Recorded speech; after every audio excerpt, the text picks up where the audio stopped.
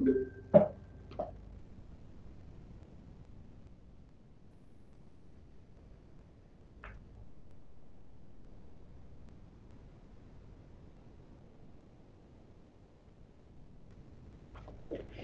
kita mulai. Assalamualaikum warahmatullahi wabarakatuh. Waalaikumsalam warahmatullahi wabarakatuh. Alhamdulillah hari ini kita ketemu lagi untuk melanjutkan pembahasan kita yang kemarin di tahap arsitektur waktu sholat digital. Kemarin kita sudah sedikit membahas mengenai arsitektur awalnya, yaitu kemarin ada 3 metode yang bisa diambil datanya untuk bisa ditampilkan di 7 segmen.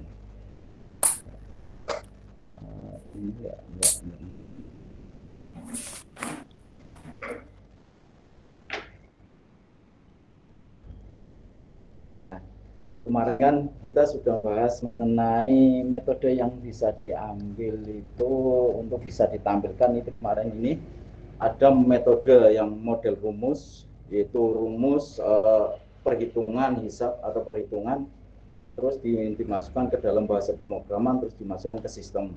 Terus yang kedua adalah model library model library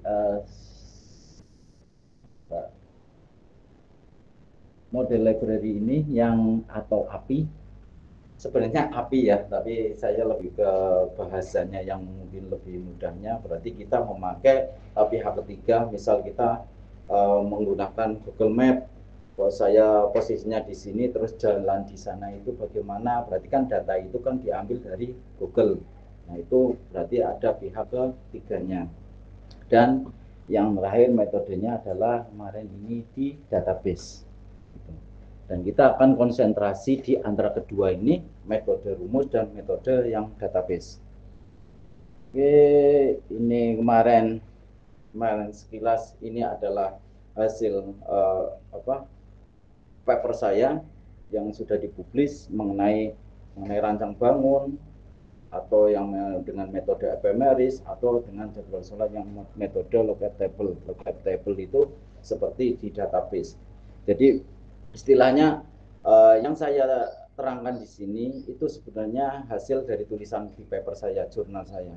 Jadi saya lebih diambil dari jurnal saya, terus tak bikin yang inti-intinya baru saya terangkan di sini. Jadi acara itu gini. Ini kemarin arsitekturnya. Nah, oke. Sekarang kita untuk melanjutkan yang kemarin, yaitu perbedaan antar rancangan ini. Jadi ada database dan rumus. Hari ini kita akan lebih cenderung ke yang konsentrasi di database dulu. Berarti kalau di database ini, di database ini posisi ini, berarti ciri khasnya adalah dia itu memakai mikrokontrol AT89S52. Dia memakai AT89S52 yang jelas mikroprosesornya atau mikrokontrolnya. Sambil konfirmasi. Nah, ciri khas yang kedua adalah dia itu memakai EEPROM memori. Ciri khasnya itu di mikrokontrol AT89S52 atau dia itu EEPROM dengan menggunakan EEPROM. Lebih detailnya kayak kemarin sudah saya jelaskan introduction-nya, bahwa kalau EEPROM berarti kita ngopi data dari misal data jadwal sholat orang, misal jadwal sholat yang abadi itu kita ketik terus dimasukkan ke dalam memorinya. Nah, kita akan bahas lebih detailnya, yaitu masuk ke diagram blok yang kayak kemarin. Ini adalah AT89S5 yang berbasis database. Berarti ini lihat di sini ya, database. Intinya adalah ciri khasnya ada AT89S52 dan dia itu memakai EEPROM. Hari ini kita bahas lebih detail ke EEPROM-nya. Jadi nanti setelah EEPROM, kode data itu sudah siap, baru kita masuk ke dalam mikrokontrolnya. Kalau nanti kita sampai waktunya kita bahas mikrokontrol, kalau enggak ya berarti pertemuan selanjutnya. Kembali ke memori. Kita tahu memori fungsinya buat apa?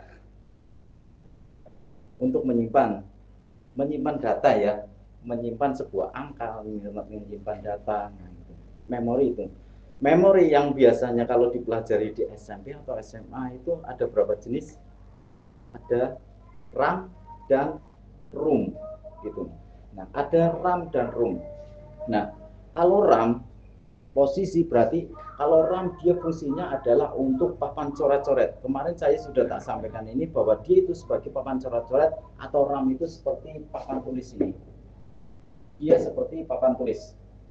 Jadi papan tulis itu fungsinya adalah untuk mencoret. Misal saya pengen ada penambahan misal 5 kali 5, berarti ini adalah tak tulis ini 5 kali 5 berarti 25. Ini misal.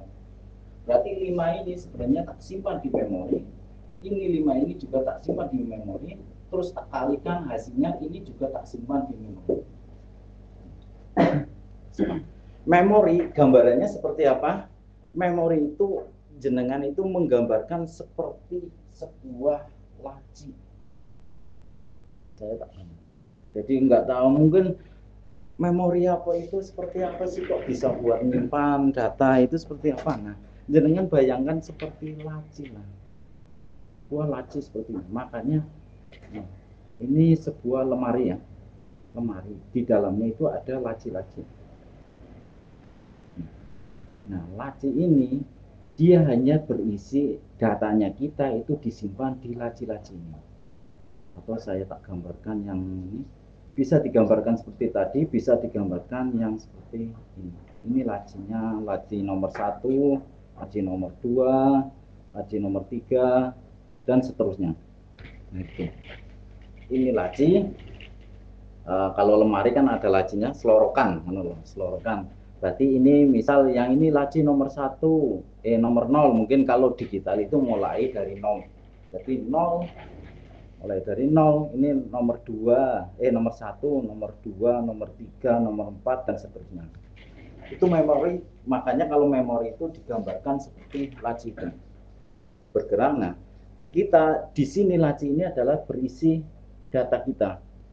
Kalau seandainya lebih detailnya, sebenarnya dia itu berisi hanya 1 dan 0.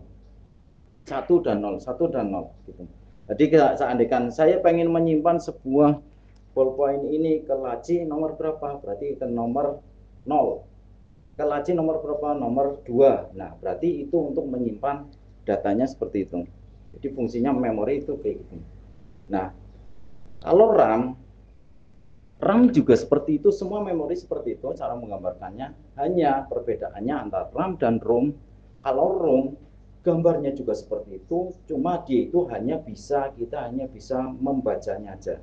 Read only memory kan ini kalau RAM kan ROM berarti read only memory.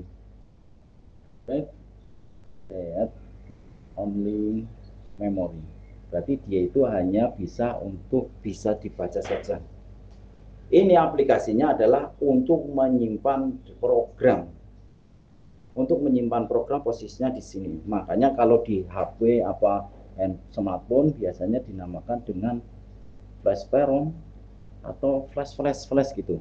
Makanya kalau di servisan ada, Mas tolong flashkan HP ini atau menginstal. Nah, itu sebenarnya mengisi dari ROM-nya itu. Atau kalau di komputer kalian tahu BIOS. Nah, BIOS itu dia itu tersimpan di ROM itu. Jadi posisi ROM biasanya dia itu adalah untuk mengkondisikan hardware-hardwarenya. Jadi pertama booting, ROM itu bekerja, terus bagaimana kondisinya, posisi RAM-nya, bagaimana posisi VGA, dan seterusnya. Tuh. Nah, makanya dia itu hanya diprogram satu kali. Tapi kalau RAM dia adalah papan coret-coret. Berarti suatu saat kita bisa menulis, suatu saat kita bisa membaca, suatu saat juga kita bisa menghapusnya. Nah, cuma permasalahannya kalau RAM itu dia itu tidak bisa data itu bertahan kalau listriknya kita matikan. Jadi misal kayak itu papan tulis memori, berarti kalau sudah saya tulis, kalau listrik mati berarti itu terhapus. Itu. Nah, konversi dari itu hanya ada istilah EEPROM. EEPROM ini seperti penggabungan seperti RAM dan ROM-nya. Electrical Erasable Electrical Programmable Read Only Memory. Jadi dia seperti papan coret-coret, tapi dia itu tidak hilang waktu listrik dimatikan. Kita bisa membacanya, kita bisa menulisnya atau menghapusnya dari ini memori ini. Makanya ini EEPROM. Oke ya, bisa mengerti ya. Di situ EEPROM. EEPROM biasanya aplikasinya seringnya untuk menyimpan data-data settingan, data-data untuk nyeting. Misal contohnya TV lah ya. Jenengan punya TV, itu di dalamnya untuk bisa kan jenengan biasanya untuk menyimpan program nomor 1 RCTI, nomor loro apa gitu. Nah settingan itu kan nggak serta-merta mau ditaruh mana setelah kita setting, kan jelas memori toh. Nah padahal TV kadang-kadang dicabut, makanya itu hasil settingannya itu dimasukkan ke dalam EEPROM itu. Nah makanya kalau orang-orang servis TV itu kalau rusak-rusak ngapain? Biasanya ngopi EEPROM toh di bisa sing anu aline biasanya ngopi EEPROM-nya seperti ini. Nah itu di dalamnya itu sebenarnya konfigurasi dari perangkat itu, fungsinya gitu. Kalau di jadwal sholat ini fungsinya adalah untuk menyimpan kayak kemarin database-nya jadwal waktu sholatnya. Kalau di sini dan juga untuk menyimpan setting juga, misalnya iqomah, nyeting penambahan dan pengurangannya atau nyeting yang lainnya. Saya malah lupa mungkin. Jadi itu untuk menyimpan data-data setting. Seandainya kita nyeting iqomah mau yang maghrib itu 10 misal, berarti dia itu langsung kesimpan di EEPROM itu. Jadi seandainya kok terjadi iqomahnya error, nilainya kok tinggal 10 kayak gitu. Ya tinggal tadinya harusnya 10 tinggal sampai 200, berarti otomatis EEPROM-nya yang tidak bekerja dengan tidak bekerja ibaratnya seperti yang direncanakan. Jadi tidak 10 atau ini. Jadi udah error lah, nggak begitu. Kenapa terjadi error? Jadi perangkat itu tidak serta-merta itu tahan dengan goncangan atau tahan dengan error. Ini sering jarang terjadi, tapi kadang-kadang juga ada pernah terjadi 1-2 kali.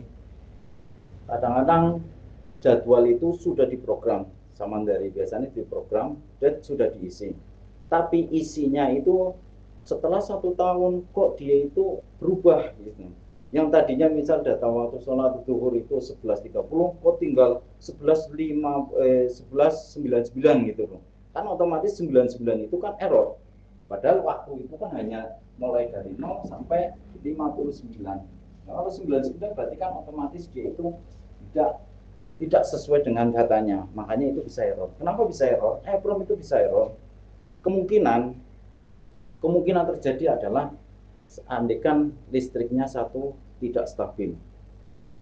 Itu enggak. Tidak stabilnya posisinya gimana? Pada saat dia komunikasi, mungkin komunikasi antara mikrokontrol dengan EEPROM. Komunikasi oke, berjalan lancar. Komunikasi kan tidak cuma hi, say, padahal dia urutan. Misal, hai ini saya pengen seperti ini loh, sesuatu kalimat. Seandainya kan dia ngirim, mikrokontrol mengirim kalimat, saya adalah Budi. Gitu. Pada saat dia mengirim, terjadi hubung sehingga listriknya mati, otomatis yang dikirim mungkin saya adalah, Budinya nggak ada. Nah pada saat itulah terjadi error. Gitu. Nah padahal sesungguhnya berarti itu kan posisi saya pengen menulis gitu. Akhirnya yang tersimpan adalah hanya setengah-setengah saja.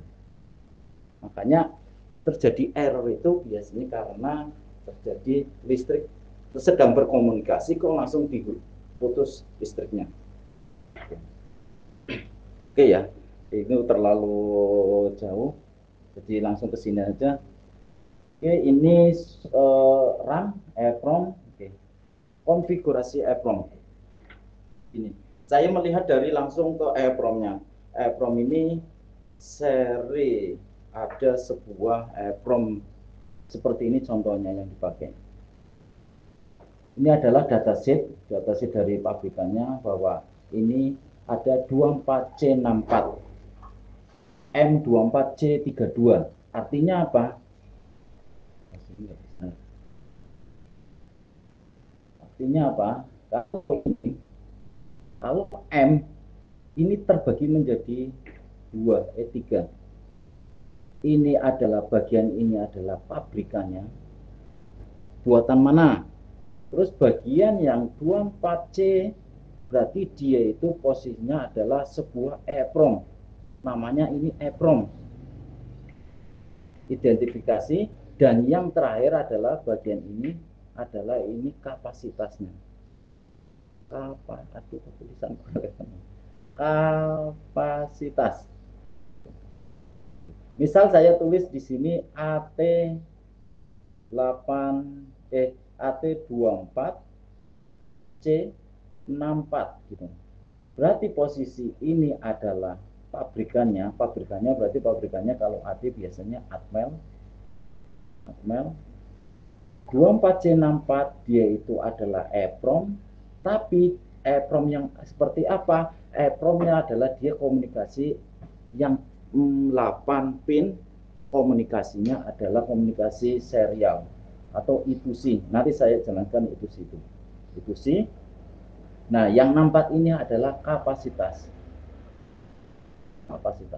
Jadi kalau biasanya untuk TV malah cuma AT24C02. Berarti kalau misal 02 berarti dia itu kapasitasnya 02. 64 ini 64 kilobyte ya. Misal 02 di sini 02 berarti dia kapasitasnya cuma 2 kilobyte. 1 berarti 1 kilobyte. Itu seterusnya.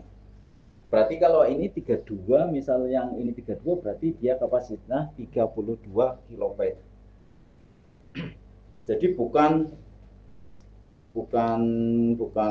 memori bergiga-giga atau mega-mega, itu enggak. Kalau urusan seperti ini hanya yang dipakai adalah yang kecil-kecil karena dia itu tidak memakan tempat ruang memori yang besar.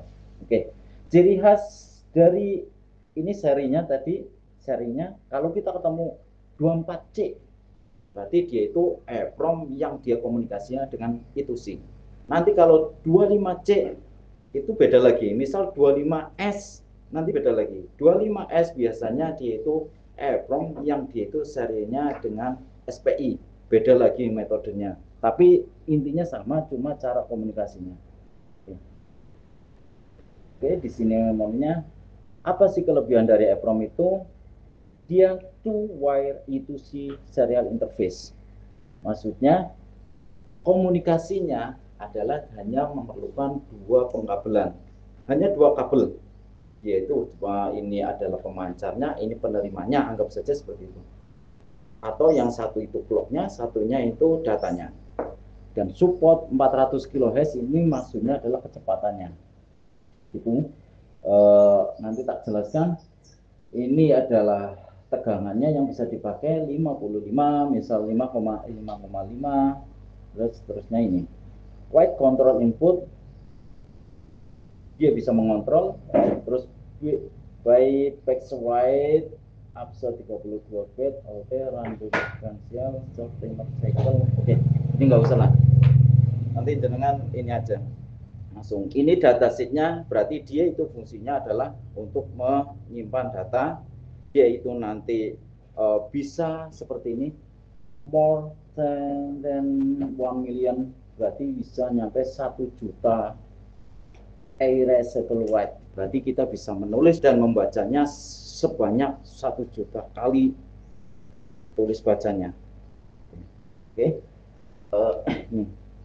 Bentuknya seperti ini rangkaiannya, karena ini mau nanti kalau urusan dengan yang servis apa, ini jelas harus tahu pin-pinnya. Paling nggak tahu pin-pinnya sebagai patokannya. Beda lagi kalau dengan perancang-rancang, beda lagi. Jadi ini pokoknya kita ulik di kakinya, fungsi setiap kakinya. Oke. Jadi saya sambil duduk aja.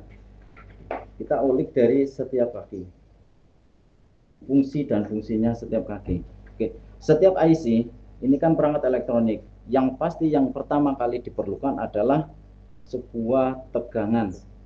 Oke, sebuah listrik. Berarti listrik itu sama saja dengan kalau di sini adalah tertulis VCC. Itu harus ada tegangannya, yaitu kalau di sini nanti kalau semuanya ini menggunakan sesuai datasheet yang tadi ini, yaitu menggunakan 5,5 bisa 4,5 sampai 5,5. Anggap saja menggunakan 5 volt. Di sini kasih tegangan plus 5 volt. Pastinya itu. Oke. Kayak kemarin, listrik itu tidak bisa bekerja kalau tidak ada minnya atau groundnya untuk bisa membuang muatannya. Ya, ground ini adalah posisinya di ground.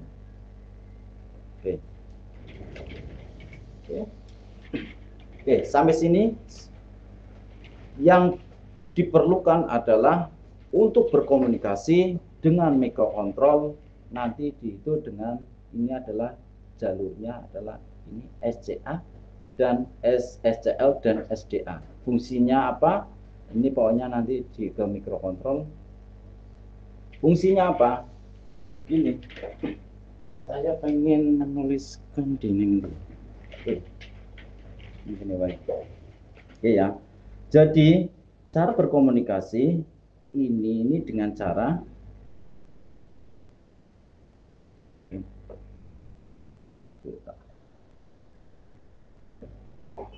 ini adalah mikrokontrol. Ini mikrokontrol nanti. Nah, ini adalah EEPROM. Ini adalah nanti RTC. Ini adalah nanti misal sensor. Ini hanya memerlukan 2 kabel komunikasi. Padahal kalau orang ngomong itu biasanya misal saya ngomong di sini, saya pengen menunjuk bahwa saya ngomong karo Aji, misal gitu loh. Saya ngomong karo Aji, berarti kan ini posisi EEPROM ini sama saja dengan peserta gitu loh. Ini siapa gitu. Nah, untuk bisa komunikasi saya hanya memerlukan 2 kabel, tidak perlu semua itu tak sambung ke saya itu loh. Jadi untuk menyambungkan ke sini mikrokontrol ini hanya memerlukan 2 pengkabelan saja. Ini sama. Hanya memerlukan 2 kabel saja.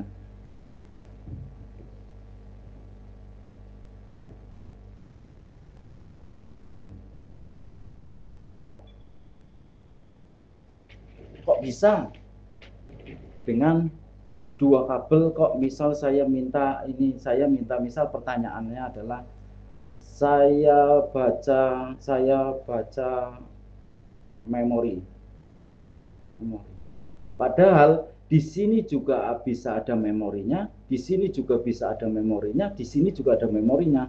Nah, otomatis kalau saya baca memori semuanya kan keterima. Semuanya menerimanya karena satu jalur ya. Logika. Jadi semuanya satu jalur. Jadi semuanya itu menerimanya. Kok bisa saya bisa menunjuk bahwa saya baca memori EEPROM gitu. Nah, dengan melihat seperti itu, ini adalah kaidah. Jenengan pernah dengar yang namanya, mungkin orang ini tahu ada bus data, bus alamat, terus satunya lagi bus apa? Bus kontrol. Kalau mau tukang ngirim-ngirim, ini sama saja, ini bus data itu adalah barangnya jenengan. Sing biasanya tukang ngirim mengefisiensi lah, baca efisiensi. Barang sing dibawa itu jam. Oke. Alamat, mau ke alamat siapa? Oke, neng Cilacap lah ya. Cilacap. Oke. Kontrol. Yang kontrol adalah itu yang posisinya berarti dia itu anggap saja tugasnya gitu loh. Yang mengontrol bahwa Ji, kirim efisiensi. Oke, yang ngono. Itu adalah yang kontrol. Makanya ini semua ini bus data, bus alamat, bus kontrol ini dikontrol oleh dua jalur. Makanya untuk bisa ngirim, jangan harus ngirim, itu yang perlu yang pertama kali adalah barangnya. Terus apa? Masa tidak ada alamatnya?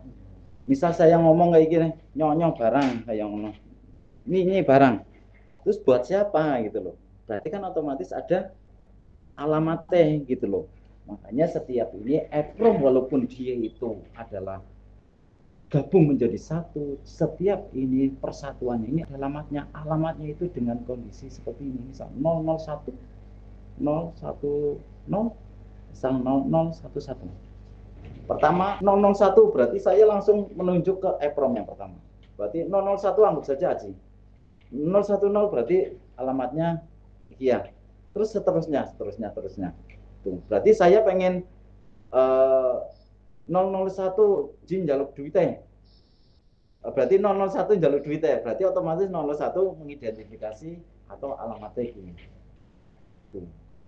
Itu ya.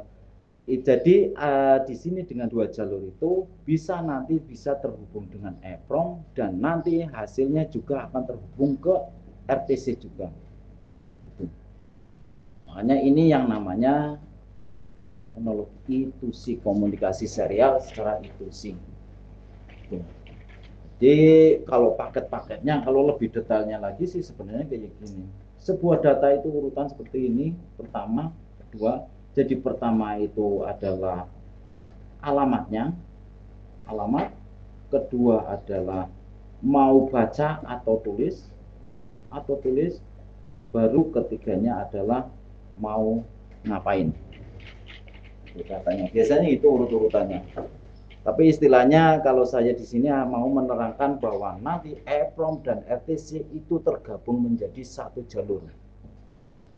Gitu loh, satu jalur. Nanti takutnya bingung ini untuk komunikasi data kok di aja di multi.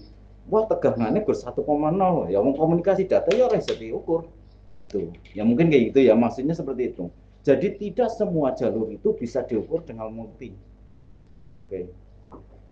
Makanya melihat dari konstruksinya komunikasi dulu. Berarti tadi di SCL dan SDA ini adalah untuk mikrokontrol. Dan A0, A1, A2 dia itu adalah posisi untuk alamatnya. Ini bisa juga seandainya ini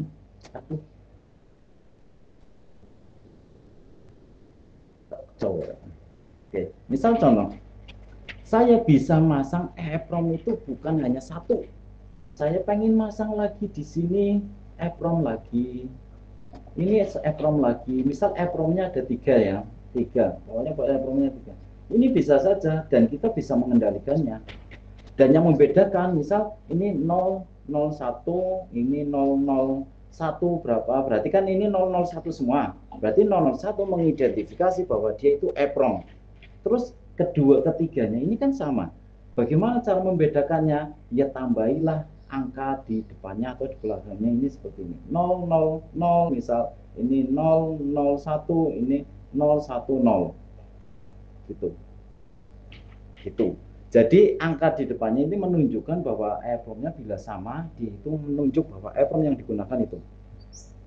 Jadi kalau aplikasinya, kalau di kita, karena ini itu cuma yang dipakai EPROM-nya cuma satu, dia di nol-nolkan semua. Ini logikanya 0, ini logikanya 0, logikanya 0. Oh iya, saya dari tadi nggak ngomong 0 itu apa, 1 itu apa ya? Belum ngomong ya. Berarti kalau digital itu hanya ada tahunya 1 dan 0. 1 dan 0. Ini 1 0, 1 0, 1 0. 1 itu apa? 1 sebenarnya itu sama saja dengan tegangan dari 2,8 sampai 5 volt. Oke. Berarti kalau semua 4 volt diukur semua 4 volt berarti masih logikanya 1. Misal jenengan mau ngetes relay, relay ini sudah nyaklar belum sih? Kan relay nanti ada driver ya. Ada relay, ada driver, ada transistornya. Berarti jenengan ngukur di sini tegangannya piro, Berarti kalau misal 5 atau 4, berarti posisi ini harus nyaklar. Padahal ini kalau nyaklar, berarti otomatis yang rusak adalah bagian river atau relaynya. Gitu. Kecuali ini semama ini nggak nyaklar, semama hidup, ini ya juga hidup, berarti nanti kesalahan di mananya lagi. Gitu. Jadi nanti ada urut-urutannya. Gitu. Oke, yang pasti sebagai patokan adalah satu itu adalah 2,5 atau 5 volt, atau sama saja lampu mati, lampu off, atau off yang 0 itu sama saja dengan 0 sampai 0,8 volt, atau lampu on, atau relay nyaklar gitu loh. Nah, posisi ini kembali ke EEPROM, posisi ini dia itu dinolkan semua. Berarti nolkan itu sama saja dengan min atau groundnya. Ini berarti ketiga ini di groundkan semua sebagai alamat. Oke, oke ya. Seandainya kan di jadwal sholat ini sudah konfigurasinya harusnya ini 0, kaki ini 0, kaki ini 0, kaki ini 0. Salah satu tidak terhubung dengan ground, otomatis dia itu akan datanya akan menjadi 100 gitu. Otomatis dia tidak, mikrokontrol tidak bisa membacanya. Atau salah satu aja, misal bagian yang tengah A1 ini tidak terhubung ke ground misal, atau terhubung malah ke plus, berarti otomatis dia jadi datanya 010. Otomatis alamatnya tidak terarah seperti tadi. Berarti di sini alamatnya tidak tepat gitu loh. Meleset. Misal nomor rumahnya harusnya 1, kok meleset menjadi nggak gitu. Jadi otomatis data yang akan kita kirimkan itu tidak sampai ke sasarannya. Intinya di jadwal sholat ini rancangannya adalah posisinya adalah semuanya 00 semua. Jadi lihat di kaki itu harus 00 semua. Karena cuma kita hanya memakai mikrokontrol EEPROM cuma 1, makanya kita harus dinolkan semua atau diminkan semua, groundingkan semua. Jadi kalau dalam sirkuitnya biasanya ini dihubung langsung semua. Ini terhubung, dan terhubung semua. Ini ke min. Oke ya. Oke. Paham? Sampai sini udah? Oke. Itu diperhatikan di situ. Terus ada satu kaki yang belum terini. Ini yang kadang-kadang menjadi masalah. Ini tidak dipakai. Fungsinya adalah white protection atau dilarang menulis, memproteksi. Jadi, kalau dia posisinya 1, dia posisinya kita bisa menulis white dan red. Atau baca tulis lah, baca atau tulis. Kalau posisinya dia 0, oke, 0 itu sama saja dengan min. Kalau kita multi berarti posisinya 0 volt. Kalau 1 berarti posisinya dia 5 volt. Oke. Pokoknya 1 ya, posisi 1 itu ya di kebiasaan gue. Kebiasaan 1. 1 itu mulai dari 2,8 sampai 5 itu dianggap 1. Jadi misal drop tegangan, misal 4 volt kayak dalam sistem digital itu masih 1. Jadi tidak harus 5 volt persis di multi. Jadi posisinya 2,8 sampai 5 itu dianggap 1. Oke, 1. Ini white protection. Jadi kalau 0, posisinya dia sama kita multi komposisinya 0, berarti dia terprotek. Atau kita bisa menulis. Kalau tidak menulis berarti posisi kita nyeting tidak tersimpan hasil settingannya. Kalau misal terjadi kita nyeting koma sudah tak tertampil 10, lah kok tidak tersimpan, berarti kita harus sasaran utamanya adalah di EEPROM bagian white and protection ini, white protection bagian ininya. Jadi kalau 1 itu kalau 1 itu berarti standar kita bisa membaca dan menulis. Kalau posisi 0 dia itu memprotek. Kita hanya bisa membacanya. Oke, jelas ya. Nah, itu aplikasi-aplikasinya. Terus yang saya lupa ini satu. Ini kan semua tadi komponen EEPROM, atau mungkin RTC, sensor segala macam. Ini gabung terhubung menjadi satu semua. Ciri khasnya lagi adalah di sini dia itu harus yang namanya dikasih pull up tegangan, pull up resistor apa ya, pull up tegangan. Nah, maksudnya pull up ini adalah ada sebuah resistor yang dihubungkan ke VCC-nya. Di sini dia terhubung kayak seperti penambah tegangannya. Jadi seperti menambahkan tegangan. Jadi di sini ada resistornya. Biasanya mulai kalau tempat kita kayaknya kalau dari biasanya masangnya kayaknya 5K6 ya kayaknya. 5K6 apa ya? 5K6 apa? Kayaknya 5K6. Tapi kalau menurut datasheet 5K6 tuh kayaknya kita kan biasanya cumanya hanya 1 kilo 220 1 kilo 5K6 gitu toh. Nah ya harusnya itu kalau menurut datasheet itu biasanya itu 4K6. Tapi ternyata 5K6 itu bisa, ya udah. Nah ini dia itu terhubung ke plus 5 volt. Ini sebagai pull up-nya atau sebagai penyangganya. Gitu. Biar kestabilan komunikasinya itu tercapai. Ini standarnya. Makanya kalau dengan nanti melihat ini, nanti ada resistor yang bagian data yang terhubung ke sini, SCA dan SDA ini, dia terhubung ke resistor. Kalau itu hilang, kadang-kadang komunikasinya juga tidak lancar. Atau mungkin kadang-kadang ambang. Oke. Jadi sebenarnya sebuah logika digital itu adalah ada 1 dan 0. 1 dan 0. Tapi sebenarnya ada daya ambangnya. 1 ini kan sama saja dengan misal kayak gini, tak kurvakan. Digital kan seperti ini, sinyalnya kotak. Berarti posisi dari 0 volt sampai 0,8 itu posisi ini misal D itu logikanya adalah 0 dan 2,8 sampai 5 volt itu logikanya adalah logika 1. Nah, terus 0,9 sampai 2,7 itu apa? Nah, inilah biasanya posisinya di sini adalah posisi logika ambang. Logika ambang. Jadi tidak 1 dan tidak 0. Nah, itu yang kadang-kadang membingungkan. Agar tidak terjadi itu logika ambang, padahal digital kan hanya cuma 1 dan 0. Makanya logika ambang itu penyakit. Makanya dibikinlah sebuah resistor ke plusnya.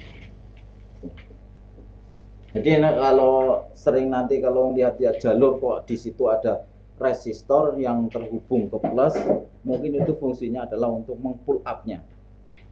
Atau nambah-nambah tegangan lah biar sesuai. Mungkin kan ada atenuasi apa istilahnya?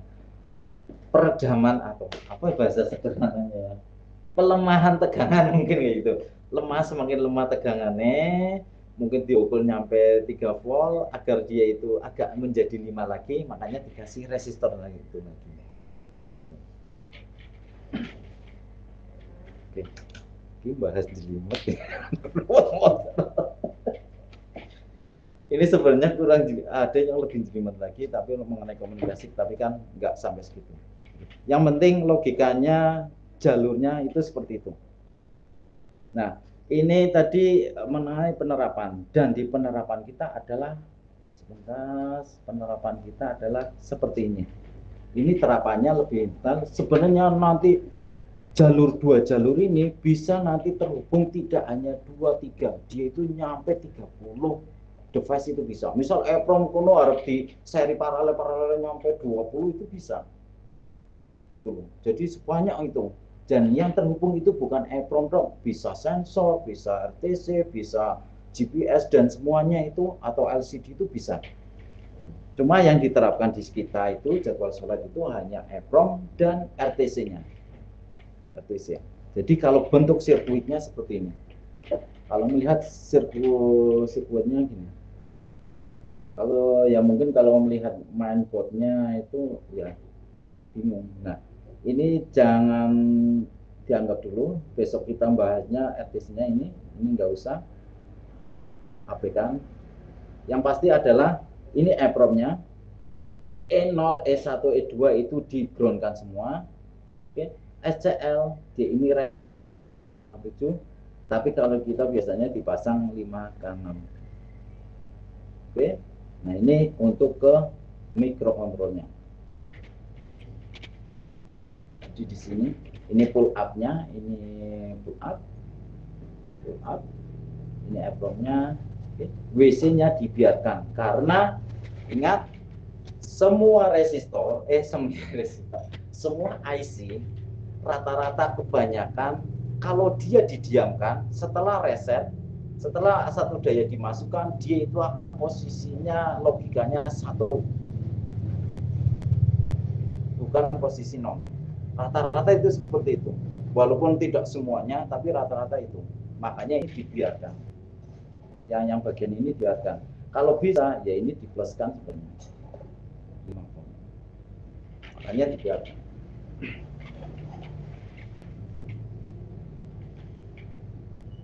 Oke, sampai sini ada pertanyaan sebelum kita lanjut.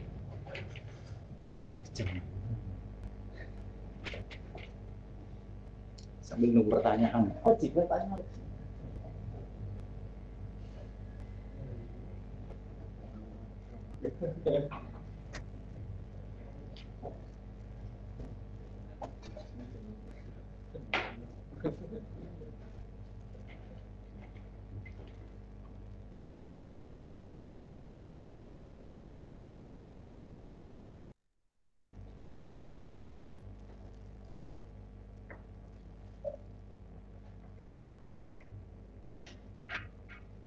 Ya, saya lanjutkan lagi.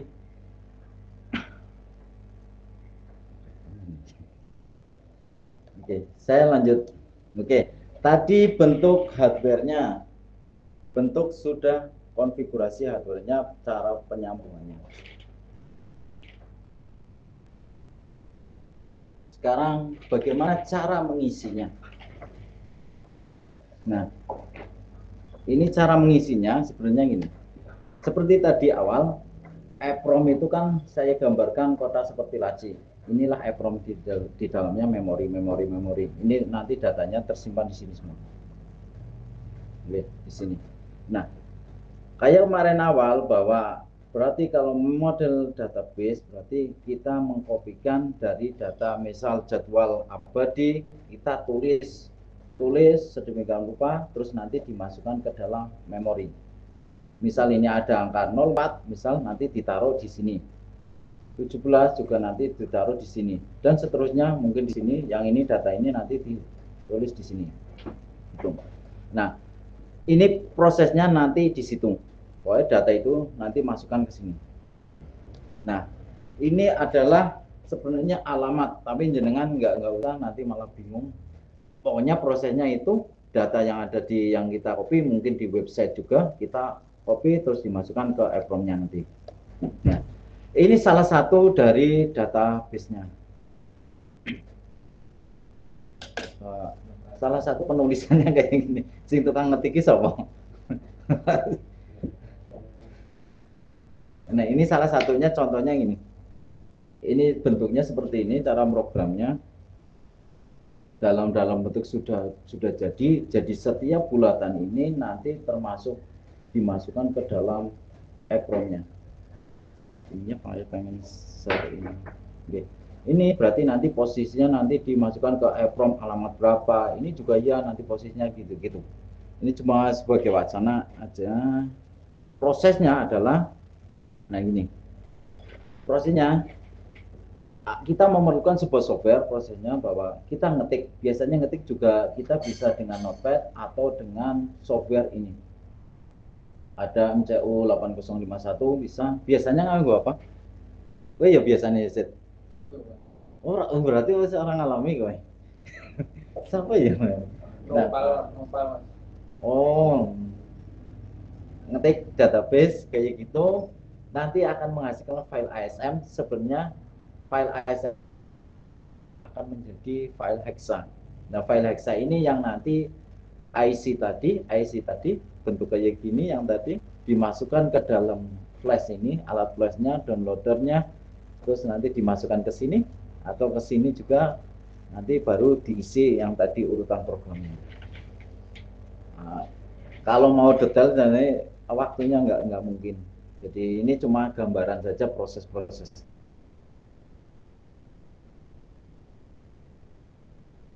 Nah, jadi dengan editor pakai Notepad juga nggak apa-apa sebenarnya. Terus pakai software ini, setelah ditulis nanti dikompil akan menjadikan hexa, terus masuk ke dalam downloadernya, alat downloadnya itu.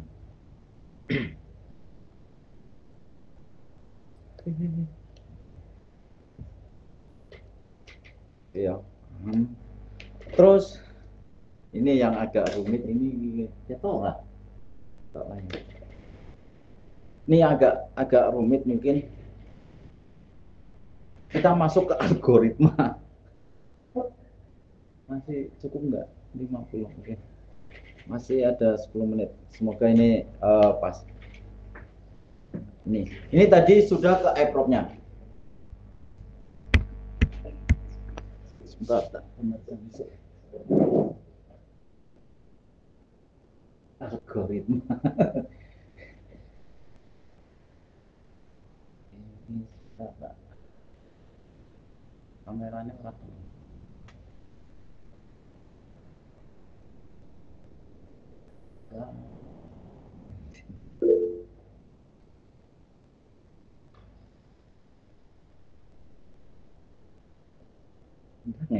Aneh. Kan lagi hilang gitu. Atakan di kamera anu laptop nanti. Caranya.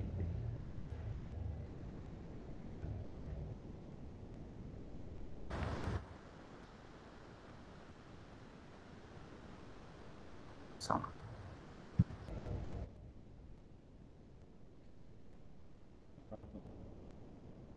Oke.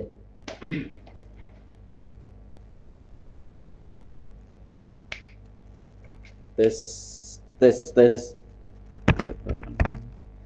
Orang cek. Oh gitu. Oke ya. Ini agak ribet. Ini kita masuk ke algoritma. Sebelumnya tahu nggak algoritma itu apa? Karena ini yang nanti menentukan identifikasi kita errornya yang ngendi yang istilahnya gitu.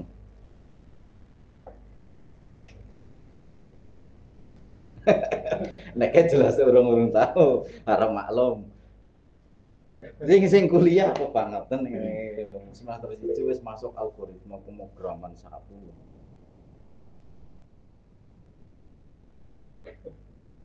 Apa jam? Jadi analoginya gini, kalau algoritma itu seperti soal seandainya kan saya pengen ke Gamping apa ya? Gamping lah ya. Kalau kita Gamping, saya pengen menuju ke Gamping. Jalan yang dipakai itu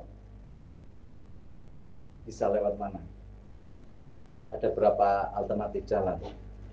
Bisa lewat Jalan Wates, bisa lewat Kemusup, lewat museum, terus Rono, bisa lewat nanti Godean, bisa lewat yang mana itu gitu. Nah itu yang maksudnya. Terus jalannya itu, terus mau pakai apa? Pakai sepeda motor, apa mobil atau jalan kaki? Nah itu yang namanya.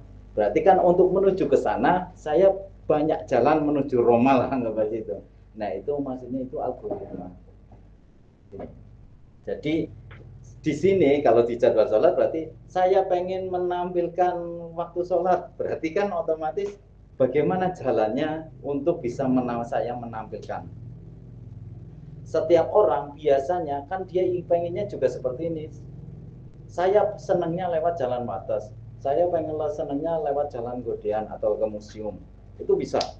Berarti kan setiap orang selera. Jadi algoritma ini dia itu yang penting saya bisa tercapai ke sana, tapi caranya itu beda-beda. Makanya kalau setiap satu perancang dan perancang lain itu bisa beda, tapi hasilnya itu sama. Mungkin saya perancangnya dengan siapa sih ya? Wis lah. Misal itu satu. Hasilnya sama menampilkan angka jam gitu. Tapi kalau kita ulik di dalamnya itu cara jalan-jalannya itu beda-beda. Itu ya pokoknya algoritma seperti itu. Algoritma biasanya digambarkan dengan gambar kotak-kotak atau sebenarnya kalau dalam nek nang apa flowchart. Flowchart algoritma itu biasanya ada tulis banyak-banyak jenisnya sih. Tapi sini saya ke flowchart. Oke. Kenapa saya tenangkan ini? Karena nanti akan mengidentifikasi dari pertama permasalahan atau dia itu bekerja enggaknya. Oke. Kalau saya nulis ini, oke. Kita mulai mulai ini sama saja dengan listrik mulai dihidupkan. Cedul, listrik, misalkan AC, cedul gitu. Kita masuk C, AC, masukkan. Good. Setelah itu unit RTC dan EPROM. Maksudnya di sini mengkondisikan, woi EPROM dia itu jalan ora, woi RTC jalan ora, woi yang dulu. Jadi semuanya dicek. Di sini saya ngecek dulu, tak cek dulu. Setelah itu baru dia itu ambil data RTC, berarti data waktunya saya ambil. Setelah itu baru mulai memproses proses look at table. Mungkin saya nggak nerangkan lebih detail. Kalau lebih detailnya mungkin baca paper saya aja lah. ini nggak usah. Ini nggak usah. Yang penting kita bagian hardware-nya. Kalau software-nya ini bagian software. Enggak mumet yang jadi posisi kondisinya ini adalah unit RTC ini mengkondisikan bahwa EPROM-nya itu berapa, terus ambil data waktu dan nanti kalau sudah diproses hasilnya adalah sama dengan berapa, nanti baru ditampilkan di 7 segmen. Itu prosesnya gitu. Nah, di sini saya untuk bisa mengetahui ini kan susah karena barang algoritma itu kan bahasa pemrograman itu kan susah buat kita ngono loh. Oh, lho iki wis tekan ndi iki sebenarnya ngecek RTC dia itu jalan ora sih ngono loh. Kalau kita seawang kan susah. Makanya saya tak kasih sebuah bib seperti ini. Kita contohnya, ini mau dibawa ya. Ini contohnya, aduh kameranya kalau mudah-mudahan jalan. Ini misal tak contoh seperti ini, tak colok ya, colok listrik. Nah itu ada bunyi tit. Maksudnya tit ini saya masuk ke sini, ada bip 3. Ada bip 3 gitu. Jadi kalau tak masukkan colokan tit. Nah, saya tak bikin bip 3. Berarti bip ketiga ini adalah identifikasi dari ngecek hardware sebenarnya yang aku tak gawe kayak gitu. Jadi misal bip pertama dia itu adalah mengkondisikan display itu semuanya off. Makanya kalau lihat ini satu kali yang tit gitu kan mesti langsung mati sih, ya kan? Displaynya tak matikan. Karena kalau tidak tak matikan, satu kali set listrik dia itu langsung hidup semua. Otomatis semua tegangan, semua arus masuk ke display semua. Akhirnya yang kalah adalah ya nek power supply ini gede. Kalau power supply-nya kecil, otomatis kan dimakan semua display. Padahal display itu memakan arusnya mungkin kalau berbarengan itu sangat besar. Kenapa enggak besar? Ya besok kita waktu pembahasan ke display. Jadi kalau semuanya itu hidup semua, ini mungkin bisa lebih dari 1 ampere, 2 ampere. Itu makanya memakan listrik. Hanya jadi bip 1, saat ini kan 3 kali. 1 kali display langsung dimatikan. Cetit. Nah, tapi kan ini 3. Nah, bip yang ketiga, bip yang kedua, ini alurnya ini. Alur. Ini soalnya yang menentukan. Bip pertama, yaitu mematikan display off. Ini kan mulai berarti listrik hidup ya, kalau mulai ya listrik coloke listrik. Terus inisialisasi RTC setelah dimatikan, display mati, program akan melihat RTC. RTC kemarin berarti untuk dia itu data waktu ya. Saya ngelok data RTC, coba saya tak baca, kayaknya cuma baca dengar. Coba saya baca, saya minta terus saya diterima enggak? Misal aku saya mikrokontrol, bip mati, saya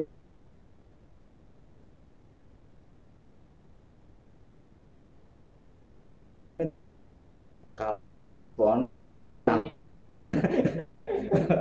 berarti terjadi wonge error. Ya tahu maksudnya tahu, karena nggak respon, otomatis dia itu akan tit, berarti dia itu akan tit terus bisa kayak gitu. Hanya tidak respon. Kalau sudah respon, baru di sini kan on. Ini on, tit, tak cek, baru kalau oke, baru tak off kan. Berarti ini tit gitu loh. Tit, pas waktu tit itu sambil tak panjangin ya. Cuma di datamu kayak gitu. Kayak error orang. Nek semua error ya tak terus kayak gitu loh. Bunyi terus nging gitu. Tapi kalau semua di anu datamu terus dikasih, oh berarti respon, berarti waras. Berarti langsung tak matikan berarti gitu loh. Itu bip pertama. Oke. Ya, itu satu ya. Dengan seperti itu kita tahu bahwa RTC sudah berjalan semestinya. Nah, kedua kan tidak yang pokok-pokok di sini adalah RTC dan EEPROM. Makanya yang kedua adalah bagian EEPROM-nya. Nah, di sini setelah mati bip ya, buzzer ini buzzer ya, buzzer ini buzzer. Berarti on, tak on kan lagi. Setelah itu saya melihat EEPROM-nya. EEPROM, posisi saya itu EEPROM-nya memori tadi bisa saya baca enggak? Cek. Kalau tidak bisa dibaca berarti dit terus kayaknya. Tapi kalau bisa dibaca berarti dit gitu loh. Itu. Oh, itu. Nanti tak matikan lagi. Setelah itu buzzernya ini terus buzzernya akan off. Berarti posisi kalau tidak terjadi masalah antara RTC dan EEPROM, berarti itu akan dit. Jadi dia itu berarti komponen RTC oke, display enggak karena posisi display kita hanya mikrokontroler hanya memberikan, tidak ada komunikasi. Jadi kalau display itu posisinya kita cuma ngasih tok ya, cuma ngasih nyoh, tidak ada komunikasi kata-kata. Tapi kalau RTC ada komunikasi, saya minta ya nyoh, terus nyanyi jaluk meneh nyoh gitu. Kalau RTC dan EEPROM itu ada komunikasinya.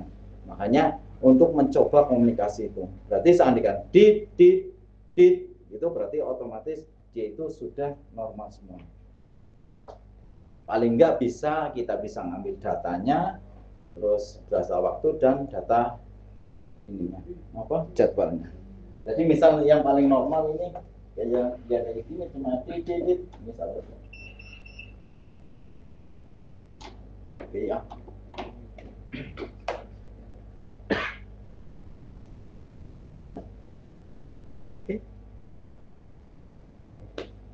Sampai sini ada pertanyaan. Mungkin yang online kalau mau tanya juga monggo di on kan mic-nya.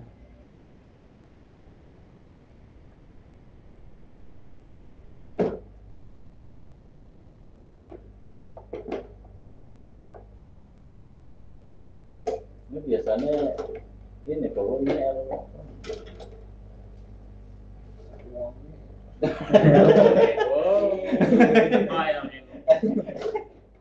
ngomongnya.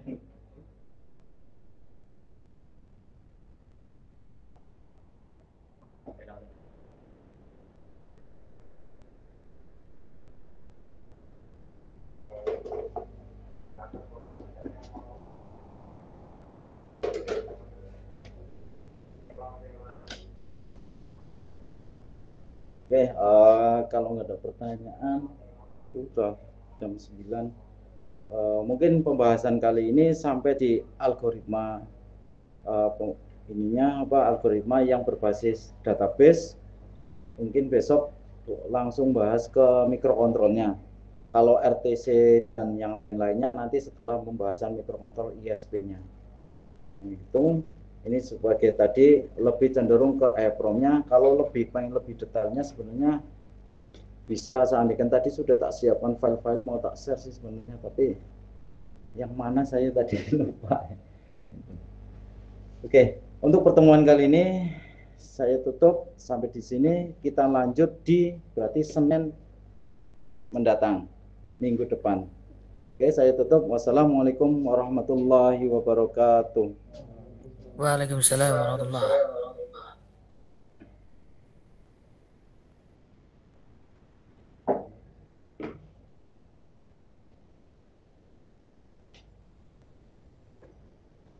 Thank you.